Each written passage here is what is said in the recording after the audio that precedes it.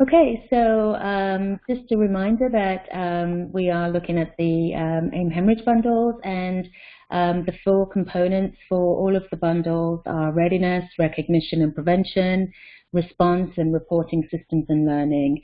And as you can see, and as you've all been doing throughout the time that you've been working on the bundles, and I also recognize we've had a couple of new facilities join us, so we welcome those. So for some of you, this may not be as familiar.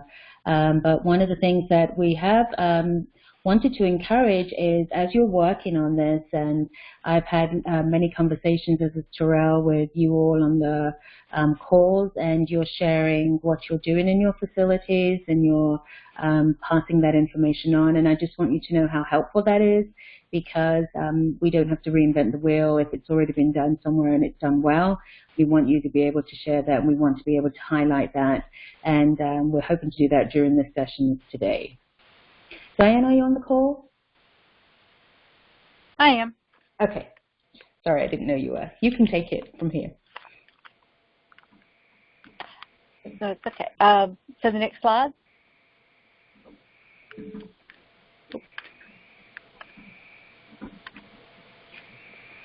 One more. Okay, so just to review the hemorrhage driver diagram, our goal is to reduce severe maternal morbidity in women who have a hemorrhage by 20% by December of 2020. The 4 components of the bundle: readiness, recognition, response, and reporting. We've made a modification in this, and we're going to refer to it in some more detail towards the end.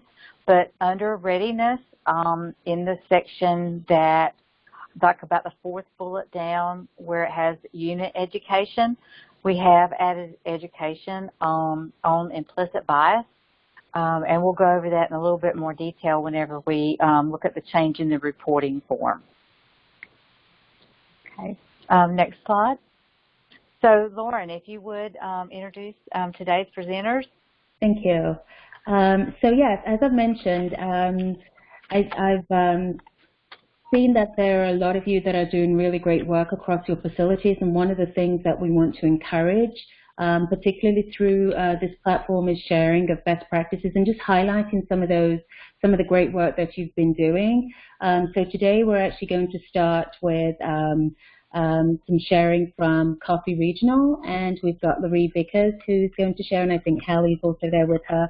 So just to introduce you, Laree has been a nurse educator, is the nurse educator for perinatal services at Coffee Regional. She's been a nurse for 13 years and has spent time working in surgical, home health, and public health before she found her home in women's health. She's been working as an L&D nurse for about 5 to 6 years before she transitioned to the educator role. She's married to Jay, been married for 16 years, and they have 3 daughters who keep her very busy. And in her free time, she enjoys spending time with her family, going to her daughter's ball games, and church and school activities. So thank you, Laree, for joining us and for sharing. And when you're ready, we can go ahead and advance the slides if you just let us know. Thank you, Lauren. It is a pleasure to be with everybody today. We are truly honored to have been asked to share our journey. Sorry, we can barely hear you. Okay, let me see if I can get closer. Is that better? Okay, that's a little better. Is that better? Let me try this.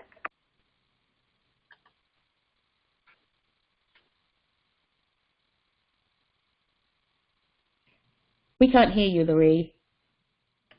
I don't know if you're speaking. Can you guys hear me now? Yes, we can. Thank you. Yes. Okay, sorry about that. Thank you for having us today. It's a pleasure to be with everybody. We are so honored to have been asked to share our journey with the Hemorrhage Initiative. And I'd like to start just by telling you a little bit about our facility, because I know a lot of you might not be familiar with us. Next slide, please. So Coffee Regional is a nonprofit acute care hospital in Douglas, Georgia. We have 88 inpatient beds. Our 4 main service lines are cardiology, orthopedics, oncology, and women's health, and they reach beyond Coffee County to serve the people of South Georgia. We also have a brand new fully accredited PCI program that we're excited about that's doing really well. And we've seen really good growth recently in our oncology and infusion services, and we're actually planning expansions to accommodate that rising volume. So we do have a lot going on here. We have a lot of things that we're proud of at CRMC, but today I'm very happy to be able to spotlight our perinatal department and the great work that our staff members have done to help us achieve success with the hemorrhage initiative, specifically our QBL process. Next slide, please. So just to give a brief overview of our perinatal department, last year we had 570 deliveries. On average, that breaks down to about 30 to 50 per month, though we have been above that for the past several months. We have a level 1 newborn nursery. Our 6 LDRP rooms are where our OB patients labor, deliver, recover, and receive their postpartum care. We have 2 OB triage beds and 5 beds on our women's health hallway where our C-section and GYN surgery patients are cared for. We staff about 25 nurses in L&D, women's health, and nursery combined. And most of our nurses are cross-trained to work at least 2 areas, and we've got really good teamwork. I think this is a reason why we've been able to make QBL work in our facility. It's the really good teamwork that we have. We are fortunate to have 2 nurse practitioners as part of our team. They are awesome. They're on the floor day and night during the week, and we also have 2 5 wonderful OB providers. So as you can see, we are a small rural facility. We do things a little differently than the larger hospitals. And I know that there are other hospitals in the collaborative who are similar to us in size. And small hospitals have very unique advantages and challenges that really are only understood by other small hospitals. So hopefully by sharing today, we can help and encourage each other. Next slide, please. I want to give you a brief timeline to establish the framework for how things unfolded for us at Coffee Regional, and then I'll go back and fill in the details of how we've worked out the kinks for our unit. In August of 2018, CRMC joined the GaPQC hemorrhage initiative. Then we experienced some staff turnover toward the end of the year, and in January I moved to the nurse educator role and took the lead on GaPQC projects. I needed to establish a baseline of where we were in our progress because we had met some of the basic elements like the staff education and putting together our hemorrhage tackle box, but we did not have a system in place to track documentation of QBL or a standardized way for the documentation to be done. We had 59 deliveries in the month of January, and I just decided to go through every chart and look for any sign of QBL documentation. And what I found was a little bit disappointing. Our QBL rate at that point was almost non-existent at 3.4%. So we had a lot of work to do, but we also wanted to be realistic with our expectations. So we chose to focus on improving our QBL rates for vaginal deliveries first, with the expectation that we could shift the focus to C-sections once the vaginal deliveries were close to 100%. So we worked really, really hard, and by the end of March, QBL for vaginal deliveries was 93%. And at that point, we felt like the process was established well enough, and we were in a position to be able to focus some attention on our C-sections. So our pilot program to test C-section QBL began in March. Next slide, please. Can you click one more time so it'll show? So one more. Sorry about that. Thank you. So after testing the waters in March, QBL documentation for C-sections officially began in April, and we ended the month with QBL documentation at 100%. So I was super proud of our staff. In 3 months' time, we went from 3.4% to 100%. So I appreciated the way everybody stepped up and the awesome teamwork that was shown. And this certainly wouldn't have been possible without good teamwork. Next slide. So now that I've given you the timeline, I'd like to back up and share some of the specific things that we did to move ourselves forward in the process. When I first stepped into this role in January, gosh, I knew we had a lot of work to do. But I also knew that we could definitely get it done. But we started small. Everybody's heard the saying, you can eat an elephant one bite at a time. We knew we couldn't address everything at once. So this is why we decided to focus on doing QBL for our vaginal deliveries first. So I tried to identify the obstacles to performing QBL. I talked to the nursing staff and I asked myself, why is this hard? Why are we not doing it? How can we make this easier? So after doing some research and educating myself on the best way to measure QBL, I started attending as many deliveries as I could to work the process so that I would not be asking our nurses to do something that I myself had not done. And this allowed me to work out most of the kinks ahead of time and lay out some very simple step-by-step instructions for our staff. And it also gave me the credibility to be able to tell them from experience, this is not hard, it only takes a couple of minutes, and, y'all can do this. Next slide, please. Here are some of the baby steps that we took to smooth out our process. One of the very first things we did was use some of our grant money to purchase scales for every L&D room. And this seems like a no-brainer, but up to this point, we had one scale that we were keeping in the dirty instrument room, and our nurses were busy and they did not have time to run their dirty pads back and forth to be weighed. So this was a really simple fix that made a huge difference for the nurses. I also put together a QBL job aid to break down the process step by step so that the nurses had a standard to go by and we had consistency across the board with how QBL was being calculated. And I will share that form later in the presentation. Individual and group teaching has also been really important just to ensure that all of our nurses know how to weigh their pads and how to calculate QBL accurately. And I've also educated them on why we need to do QBL, make sure they understand the rationale behind it. I also obtained dry weights for all of our materials and posted them everywhere, like at every computer, on every scale, and we gave each nurse a card to wear behind her badge for easy reference. Once again, just trying to make this as simple as possible. Next slide, please. One thing I realized really early on was that it was not a good use of my time to have to pour through every single chart of every patient who delivered to search for documentation of QBL. So I wanted to find a better way. We all wear a lot of hats. We have a lot of different responsibilities and jobs we have to do. So I wanted a standardized way for the nurses to document and a standardized way for me to track QBL. Centricity is the documentation system that our perinatal department uses for OB and nursery patients. And we decided to have our nurses document QBL under the I&O tab, where it would be automatically calculated for them at the end of recovery.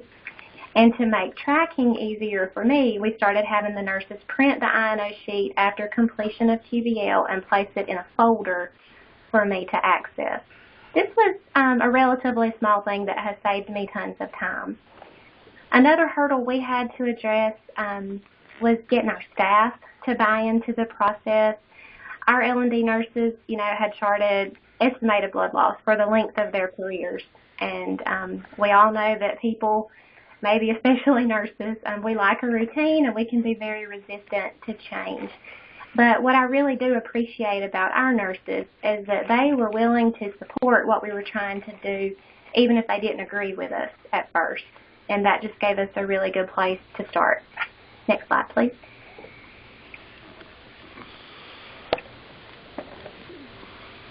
Next slide, please.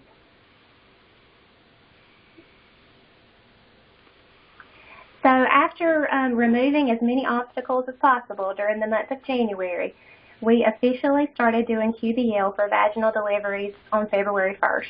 We gave prizes and shout-outs to our nurses who documented their QBL, and we found that, saying thank you goes a long way with nurses. And though we didn't feel quite ready to tackle QBL for our C-sections yet, I did have some initial conversations with OR staff. This is another challenge that we face because our L&D unit does not have a C-section room. Our patients go back to the main OR for C-sections. So in order to get started with C-section QBL, I had to pretty much start over with a whole new group of people. Interdepartmental cooperation was necessary, and I knew it wasn't going to come overnight, so we just wanted to kind of get the wheels turning back there. And I also had to start researching how to perform QBL in the OR because I honestly didn't understand how to do it myself. So I did some research, and once I understood the basics, I asked one of our OBs for permission to attend his scheduled C-sections for the purpose of trying to calculate QBL. And thankfully, he agreed. Next slide, please. So during the month of March, I went to several C-sections and worked through the QBL process to make it as clear and simple as possible. I developed a form that would go with the patient to the OR for QBL documentation, and I'll share this a little bit later. So we started educating our OR staff on the QBL process, and of course this is still ongoing as we have new staff and as questions or issues come up. We purchased a scale for OR and put a scale down the women's health hallway to be easily accessible for the nurses to weigh pads during a C-section recovery. And I also made it a point to stay in communication with the doctor and share the OR QBL results with him. And it wasn't long before he was calling me, asking what number I calculated because he wanted to see how close it was to his EBL number. And what was found was that the numbers were usually pretty close, and oftentimes QBL was even less than his EBL. So this was kind of the turning point, I think, in getting his support and making things easier, paving the way, so to speak. Next slide, please. So when QBL for C-sections officially kicked off in April, we really turned a corner, and our documentation rates skyrocketed. And I do think it helped us to have most of the kinks worked out beforehand because after, some very brief initial resistance, the staff from OR and L&D each held up their end of the deal, and we ended the month with 100% documentation. This graph just illustrates the progression that we had. Next slide, please. We have not maintained 100% QBL documentation since April, and I won't tell you that we have a perfect process or that we don't still have work to do because we are continually looking for ways to improve and looking to make things easier. Our goal is to maintain QBL documentation above 90%. So whenever it's not documented, I'll investigate to find out why. And usually it's due to very high census, or maybe it's a stat C-section being called in the middle of the night. And these are things that we're still working on. The point is we have some accountability in place, and the nurses know that if they don't document QBL on a patient, we're going to ask, what happened? And I try to audit QBL documentation at least twice a week, and I let the staff know if any documentation is missing. And as I've mentioned before, continuing staff education is key. So if I see repeated errors or omissions from the same nurse, I try to meet with that nurse individually to reteach and answer any questions that they might have. I also send out monthly updates to department heads to keep them informed of our QBL rates. And if we have a dip or a drop one month, I try to coach them up and say, hey, we can do better than this. We've got to do better next month. Next slide, please. This is the graph I sent to our department heads at the beginning of September. Usually our vaginal delivery rates are a little higher than our C-section rates, but overall we have met our goal of staying above 90% every month with the exception of July. July was a rough month for some reason, and we are still working to improve our rates. Next slide, please. So I want to share just a little bit more about how I track our QBL rates. I wanted to make the process of auditing charts as simple and efficient as possible. In our facility, all of our deliveries are logged in a delivery book. So I just placed a folder in the delivery book for the I&O sheets to be collected. And the I&O sheet is the form that the nurses print after they've completed their QBL for their patient. So I just looked through the folder to see if every patient that delivered has an I&O sheet. And if there's a form missing, then I can look in the chart, check for documentation, because occasionally a nurse will document QBL but forget to print the form. I'll share this audit form in the next slide. This is what the audit form looks like. It's very basic, and I almost didn't share it because I'm sure there are much more sophisticated documents out there. But I just put a patient label in the first box. I document the delivery date and type, the nurse's initials, the doctor, OR QBL, and doctor's EBL if it was a C-section delivery, and then, of course, the total QBL in the last column. Honestly, this form looks a little bit different every month because I keep making some changes to it, but the basic information that I'm tracking stays the same. And this is the current form I'm working with. Next slide, please. This is the I&O form that the nurses print after completing their QBL. I'm sorry, it is not the most clear, but I do hope you can see that there is a designated place for documentation of blood loss. And it only takes the nurses a couple of seconds to document this way, and it's very easy for me to track when the form is printed and placed in the folder. I know there are lots of other good options for documenting QBL, but this is what seems to have worked the best for us. Next slide, please. Now I have just a few more of our resources I wanted to share with you. These are some resources we've developed to help us meet our goals. This is the QBL job aid that I typed up in January. It tells the nurses how to calculate QBL in very simple terms. I also listed some common dry weights at the bottom. Shared this information back in January. I answered questions about it, and then I left it in a notebook at the nurse's desk for them to reference if needed. Again, very, very basic, but we really needed to start with the basics. Next slide, please. These are the simple instructions that I compiled for calculating C-section QBL. This form was submitted to the OR manager and the charge nurse back in OR. I explained the process to them and answered their questions, and then they passed this information on to their staff. And I'm available anytime for teaching reinforcement or questions that they might have. Next slide, please. This is the form that's placed on the patient's chart to go with them to OR for a C-section. OR staff fills out the top portion of the form, and the rest is completed by L&D staff. This form has also seen a lot of changes and will most likely change again at some point, but this particular format has been pretty easy for us to work with. Next slide, please. And lastly, this is what our dry weight badge cards look like. All of the nurses have these behind their badges, so they don't have to stop and look for information on dry weights when they're in a hurry and trying to get their charting done. It's a small thing that has really saved our nurses some time. Next slide, please. So once again, I just want to say I'm in no way suggesting that our way of doing things is the absolute best, but I feel like these are some key strategies that have helped us achieve progress. Communication is so important.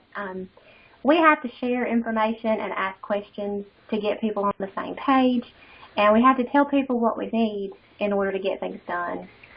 Teamwork is essential because obviously one person alone cannot make all of this happen. Another thing that was big for me was recruiting help from the right people, I might add. I'm fully aware that there are folks out there that know more than me and they have more experience than I do. So I made it a point to identify those people and I asked them for help. And staff incentives. Nurses will do almost anything, I've found, for food or a little prize or even just some recognition. After I handed out goodie bags to the few nurses who documented QBL in February, almost all of them documented QBL the next month because they wanted their prize. And I spoke about accountability before when we talked about what happens when QBL documentation is missed on a patient. We don't want to scold anybody, but we do hold them accountable and make sure that they know they're expected to get it done and that we need everybody to do their part. We don't get hung up on trying to be perfect because we never will be, so we choose to shoot for steady progress. And we also try to remind the nurses of the real reason that we're doing this. Yes, the grant money is wonderful, and we love the ways that our department is benefiting from that. But at the end of the day, we're trying to improve outcomes for our moms and babies, and this is why we're here. So if we can make a difference for even one patient, then all of this is worth it. Next slide, please. Thank you. Thank you for your attention today. Thank you, Lauren, for allowing me to share. It's really been an honor. If I can ever help any of you, please feel free to email or call me. I certainly don't have all the answers, but I'd be happy to provide more information about things that have worked for us. And that's all I have. Thank you. Thank you, Laree, and thank you, Hallie. You've done amazing work, and this is one of the reasons why it's so great for us to be able to share.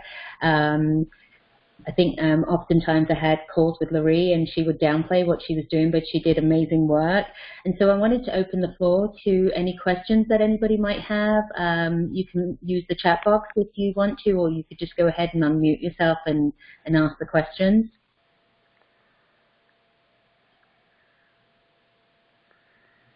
And while we're waiting for those questions to come in, Laree, I love the way you said nurses won't turn down anything to incentivize them, and that was great. We all know that saying thank you goes a long way. Did you have any challenges at any time with any of your staff or physicians? I think with the nurses, I think people weren't deliberately resistant or difficult. I think we just all have habits. We're in a routine of doing things, a certain way, and we were asking them to change the way they had always done it, forever. So the incentive did help with that. I think people in general want to feel appreciated, and they want to hear that they've done a good job. As far as the physicians, I really don't feel like we have met much resistance at all from our OBs. They've been great. They've been supportive from the beginning. I think in the very early stages, they were more just kind of watching to see what was going to happen. They didn't try to stand in our way, Right. but they weren't necessarily, cheering us on either. But as time has gone by and they've seen, that we're not going to come up with a huge, outlandish number. I think they thought that our QBL was going to be so much larger than their EBL. Now that they see that that it's not that way, I think we've gotten some confidence from them and some trust. And once they were able to understand why we were doing this, that really helped to get them on board. Great. You've got lots of great comments in the chat box. People commending you all for the work that you've done, and then to answer the questions about sharing the slides, yes, we will share those slides as well. I have one question. Is it necessary to collect QBL for the entire recovery or until bleeding has slowed down? Is it a hospital preference? What do you do at Coffee, Laree? So at Coffee, we have chosen to collect QBL for the 3-hour recovery period for vaginal and C-section deliveries. We do it for 3 hours, and then if everything is within normal limits, then we stop at that point. Right. That's just the way we've done it. Right, and I think AIM recommends 2 hours, but I think it's been an individual facility decision. Some facilities do it a little bit longer. Some have done it on postpartum as well, as we'll hear in the next presentation. So to answer that question, so generally I think the consensus is it is an individual facility preference, but 2 to 3 hours seems to be what most are doing, but again, it's what your facility determines. Okay, are there any more questions? And if not, we can put them in the chat box. We're going to go ahead and move on. Laree, thank you again so much, and we'll share her contact information, so if any of you want to contact her, you can, and also we will share the job aids that Laree and the resources that Laree mentioned. We'll share those with the follow-up call as well. So our next session is going to be on postpartum hemorrhage management, and that's going to be from the Northeast Georgia Medical Center, and we're fortunate and to have Bridget share. Bridget is the clinical practice specialist for women and children services at Northeast Georgia Medical Center. She's currently pursuing her PhD in nursing. Well done, Bridget, and holds national certifications in inpatient obstetrics and fetal monitoring.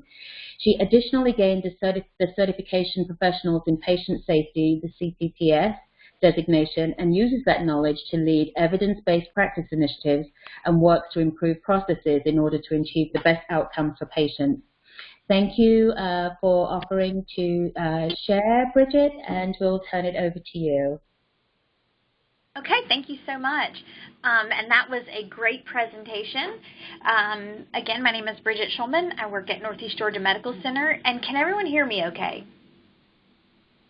I can hear you well. Okay, well, great. I will say to the last presenter, you've probably done the hardest step in my opinion. You can go ahead and go to the next slide, please. And click it a couple times. I did one of those too. So I kind of put on this slide what I think were some of the key things when we implemented the postpartum hemorrhage bundle. We were part of the AWAN project that was this 3-state collaborative that lasted like 2014 to 2016. So I have taken quite a few of the steps. We've been doing this for a while, but as I'll share with you, kind of have to keep your the pulse of how things are going because it's never done, just to say the least. So we looked at QBL. I honestly believe that QBL is the foundation of changing outcomes for moms when you talk about morbidity and mortality. Because truly, if we aren't identifying when and at what point we believe our moms are hemorrhaging, when are we going to ask for help? So until we really get good at the QBL, and then we can use the stages of blood loss algorithm to identify what intervention we should be doing and make decisions and get the help that we need. But the first step and the most important step, I really believe, is that QBL. So that's the biggest leap. Looking at the postpartum hemorrhage risk assessment, stages of blood loss, and that protocol. Again, many of the tools I will talk about are the AWAN tools because I was part of that project. As far as being ready with a response, the postpartum hemorrhage cart, having a tamponade balloon available in that cart.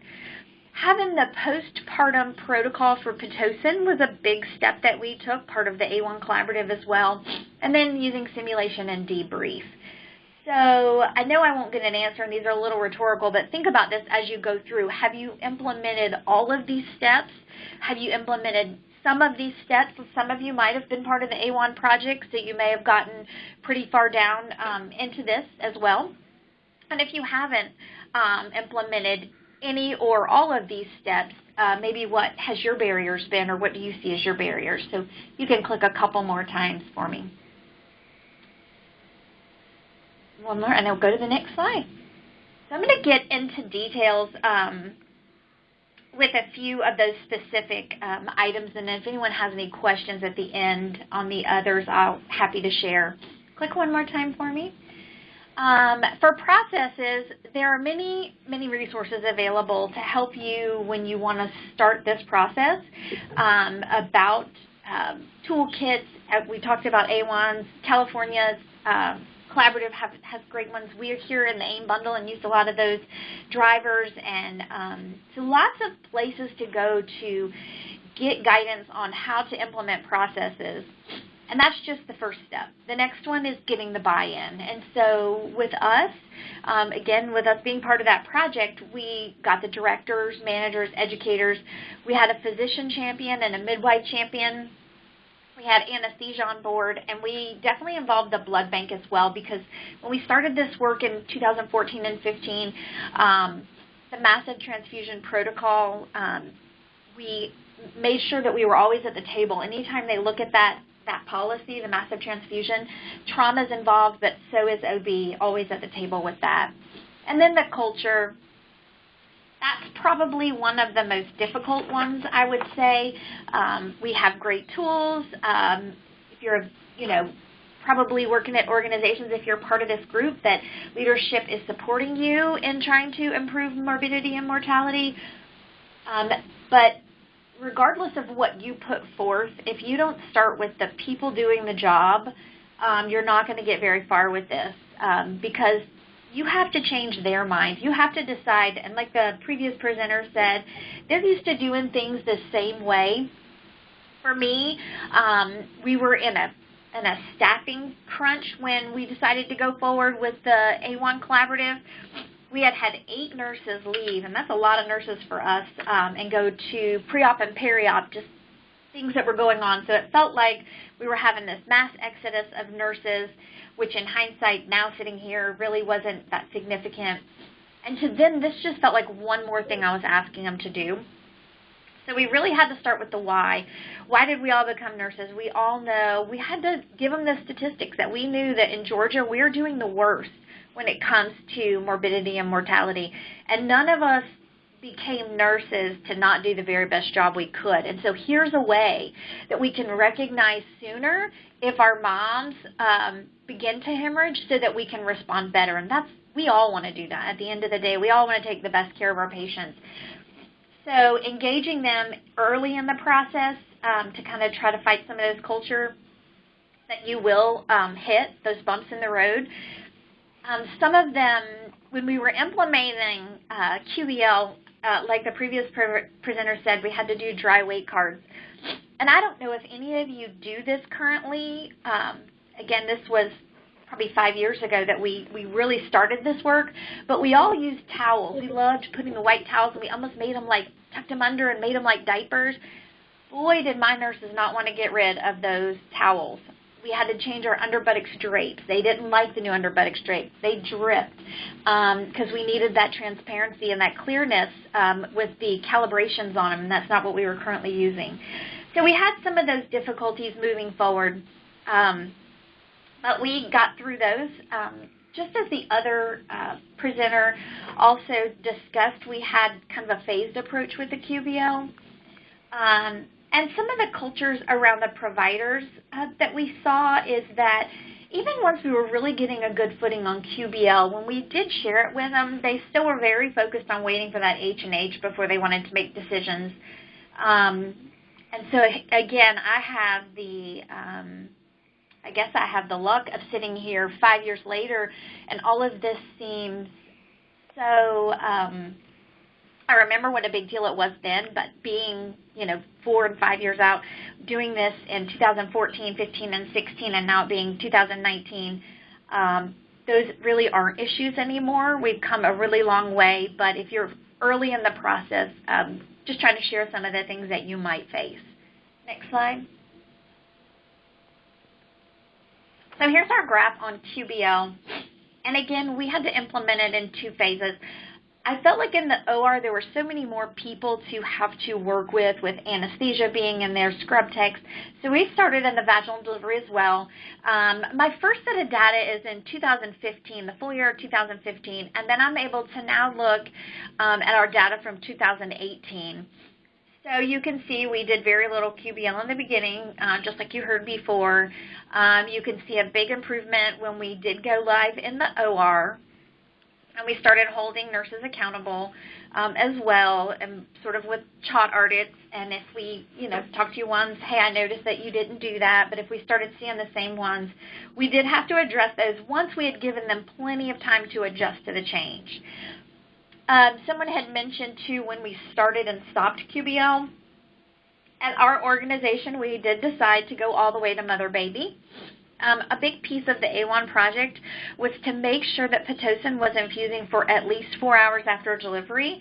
So we decided that at 6 hours, our mother-baby nurses would weigh the pad, and that process was they were going to close QBL out. So they were going to kind of weigh that last pad, put a bow on it, and we will know our cumulative blood loss. And we actually had a place where they documented whether was it a stage 0, stage 1, stage 2, or stage 3 hemorrhage. And so that was our process. And one of the things we did notice when we did this process is we had a lot less patients hemorrhaging on mother-baby, which I have a graph. But we also noticed that we had a lot more, I mean, we had a good bit of stage zeros, obviously that's the goal, but of those that did hemorrhage, we found that we would either have a stage 1 or a stage 3.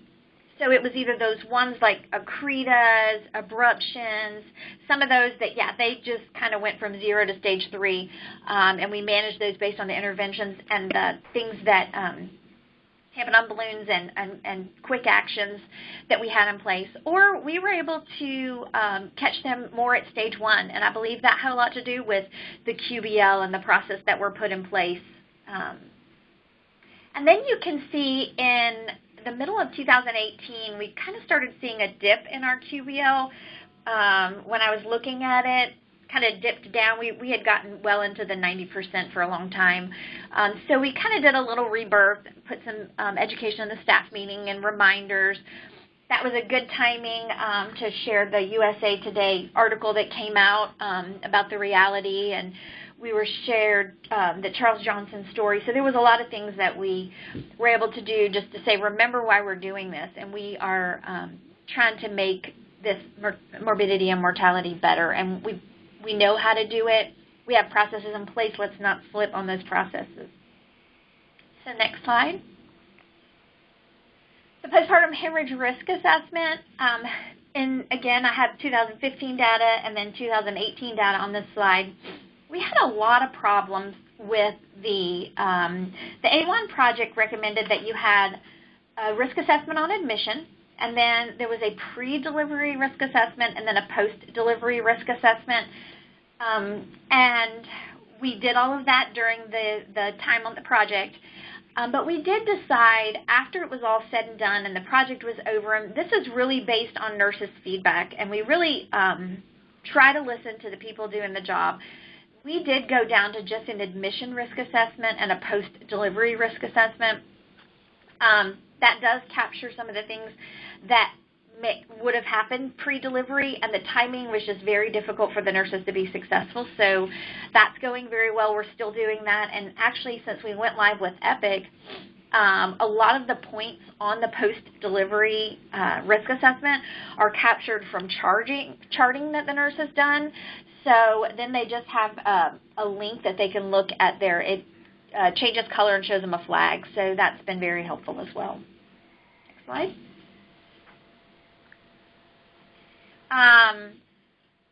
You don't know what you don't measure, and so I sort of alluded to this. One of the keys from the postpartum hemorrhage A1 project was to change the Pitocin protocol, and the goal was to make sure that you got 10 units over the first 30 minutes and that it was infusing for 4 hours after delivery. So we did move forward with that, and our previous process was in that 2 hours that they were on labor and delivery, our order read infuse rapidly until fundus is firm and then decrease to 125 an hour until the bag was gone. Well, what happened most of the time? That bag infused rapidly until pretty much it was gone, and then we INT'd them, got them up to the bathroom, and she was all tidied up, wrapped in a bow, had her INT, and got in her wheelchair to go to mother baby. And we had more hemorrhages on mother baby when we did it that way. And then when we did keep that Pitocin going for 4 hours, we did see a little bit of a shift in that, and that's what this chart is representing. So again, we worked with our pharmacy, and they programmed our Laree pump. So it says postpartum hemorrhage protocol. It goes at the rate that makes sure that that patient gets 10 units over 30 minutes, and then the pump automatically turns over to the infusion rate to then administer the remainder of the bag over 3.5 hours. So 2016 data here, you can see that orange is the number of hemorrhages on mother baby, and purple is, blue is labor and delivery, and then there were some outliers like when they were end up somewhere in the main OR and ICU. But so I wanted to share that, and I do believe how important it was to keep that Pitocin going for 4 hours. And now there's actually some recommendations that we know our C-sections are usually the ones that have a greater risk, and that really it should be going longer than that, maybe even especially on our C-sections. Next slide. And then here's my last slide that I wanted to share, and you can see I just ended up sort of doing this quarterly. So the quarterly reports of total blood transfusion, and you'll see the red line is those that got more than 4 units from 2015, and then I used the quarterly data from 2018. So we really have seen changes in the total number as well as those that are receiving more than 4 units. And I really know that that is because of the work that's done, the things that we put in place, the standardized processes, the QBL, the recognizing it sooner and intervening sooner. So with that, do I have another slide? I don't think so. Is that my last slide? Yeah. Does anybody have any questions?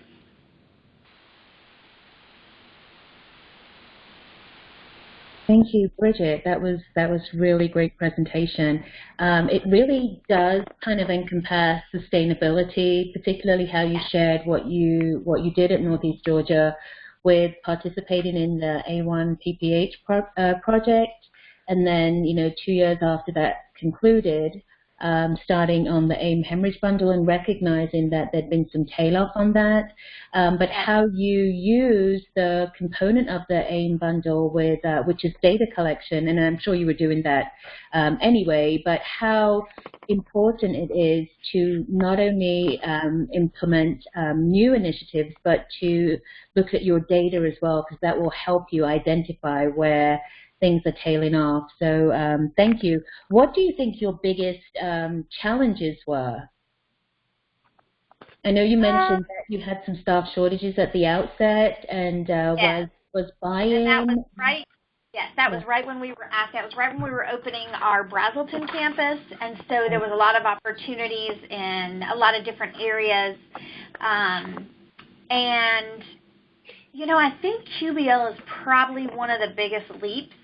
And then the second thing, I think, I didn't get a lot of pushback with the risk assessments. We worked through that. Right, the second was the Pitocin protocol. Nurses just want to run that whole bag in and be done with it. They INT'd them. What was required after, is now you got to take the pump upstairs. Yes. They have to take the pump into the bathroom for that first time they go to the bathroom, and they're like, this is just so hard, and why are we doing this? Yeah. And, I was able to show them why we did it. We actually, by running that Pitocin, there was less hemorrhages occurring. Overall, you saw that in the last graph, and then definitely less on mother-baby. So the ones we do have down here, many of them were in the OR and PACU, or some of them were in that first 2 hours after vaginal delivery. So every step of it's important. There's rationale behind all of it. Most important, it's evidence-based, but, we just have to listen to them, let them come to the table. They actually ended up coming up with their own solution. The other thing is some of our wheelchairs didn't have IV poles, and they were broken, and they're like, okay, if we're going to do this, we need all of our wheelchairs to have IV poles. So we got that, and that makes sense. So you have to listen to them along the way. Have them at the table. If you are impacting their practice, we have to make sure that they're part of the conversation. That's great. If anyone else has any questions, please put them in the chat box. I do have one more question for you, Bridget. I love the way that you decided to extend the QBL until postpartum. It does seem that that was a great way to include the mother-baby nurses, because sometimes it can feel like QBL is just a labor and delivery thing. Was that easy to get, or what challenges did you have getting the staff on board, or how has that proven? I mean, we've seen, because you said you had a reduction in your stage 2 hemorrhages, but how has that helped with kind of communication between the 2 units? Yeah, that was really important. So it was twofold. We really wanted to close blood loss out, and we just felt like, we're saying that the Pitocin needs to go 4 hours, and we just wanted it to go more than just the labor and delivery. We did know that a lot of hemorrhages happened upstairs, so they were definitely part of the education. They were part of the project, and yeah, this was a way to kind of pass the baton and let them be the one to close it out. They also were helped with checks and balances of when we were first starting the process. did the labor and delivery nurse document the QBL? And so there was sort of that check and balance. So when that wasn't happening, we sort of had a visual management of that, not names, but just how many were doing it, and we would share that just for data. So they were sort of a check and balance to get that, process really well embedded, as well as, having them. And the big thing for me is I wanted to see the stages of hemorrhage. Unfortunately, when we went to Epic, I lost that sort of tracking, that we didn't recreate sort of that button that we had in CPN of Stage 1, Stage 2, and Stage 3. They did document it, but so, data collection, like you said, when we made a change to Epic, and I had lost some of my reports, and actually just recently got a lot of them back, and was able to look at some of them through working with this project. Actually, is the reason I had to get the report back. So yes, it did improve. It actually caused a little bit of a conflict in the beginning because they were the ones helping us hold it accountable. But it's just fun being here in 2019 and remembering back on, yeah, it was kind of rough there for a little while, but now it's not. And we'll be in OB section meetings and doing like reviews or M&Ms, and they would be like, yeah, well, obviously they weren't, doing the QBL on her. They would have realized that sooner. Or, they're using our tools that we brought them that they were kind of hesitant about, or why were they waiting on the H&H? Why didn't they just go? What do you mean they were waiting on the H&H? When you were one of the worst ones that were doing that in the beginning. So it's fun to be here on the other side, but you do have to keep a pulse on the work. The work's never done, but it's a lot of fun, and it does make you very proud when you see these graphs like I was able to put together for this, and see how far you've come. Thank you. That's great. And just how many deliveries do you do at both of your facilities? 3,600. Well, that's 3,400 at Gainesville in the most recent fiscal year, and then Brazelton is doing about 1,000. They estimated them to do about 600 or 700, and they've just been super busy the 3 years they've been open. So they were up to 1,000 last year and expecting the same amount of growth. Right. Well, that's great. This is really what the collaborative is all about. We encourage shamelessly stealing and seamlessly sharing. And thank you to Bridget and to Laree sharing. It does prove, demonstrate that we've got one small rural facility, 500 deliveries, who's doing great work, and another large urban facility with almost 5,000 deliveries doing just as great a work. We know you're all doing great work out there, and we'd love to continue this sharing. So if I haven't already asked you, or Terrell hasn't already asked you, and there are things that you would love to share, we'd really encourage you to do that so that others can see what your best practice is, and really we can just highlight the great work that you're doing. So thank you, and I'll hand it over to you, Diane.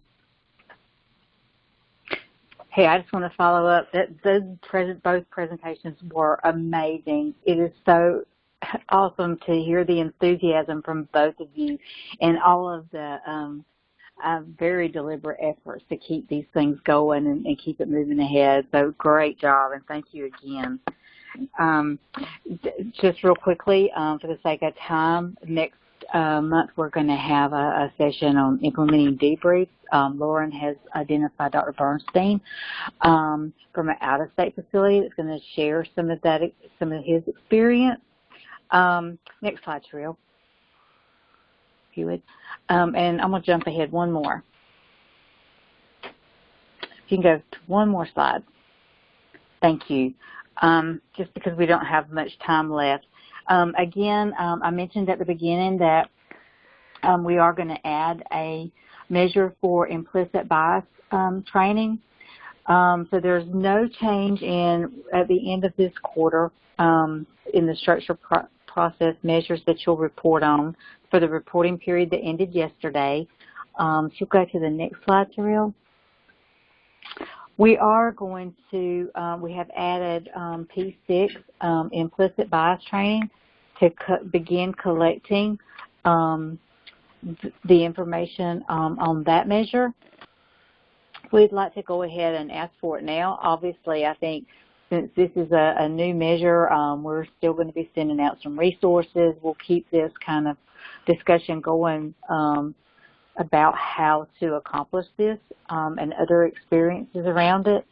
But want to go ahead and begin to collect that information for the quarter that just ended. Are there any questions? Dr. Kottke, if you're still on the call, if you have anything. I am on the call. No, I think there's just one thing that I wanted to share with teams so that you're aware of it. And if you're doing both hypertension and hemorrhage, I forgot to mention this on our last call.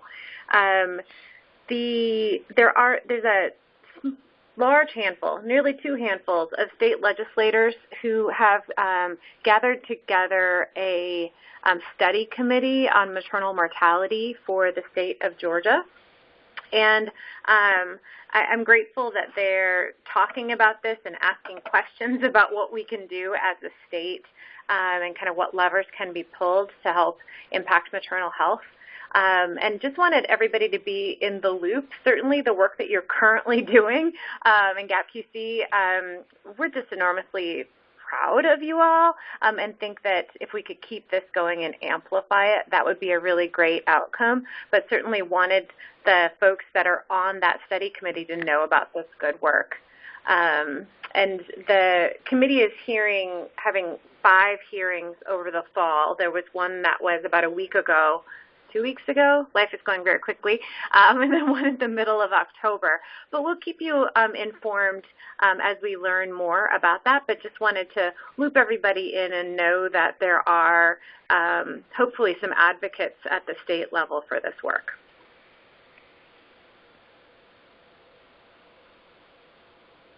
And that's all I have. Thank you.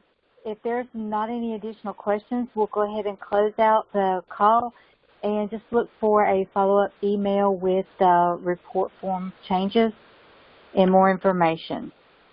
Thank you all.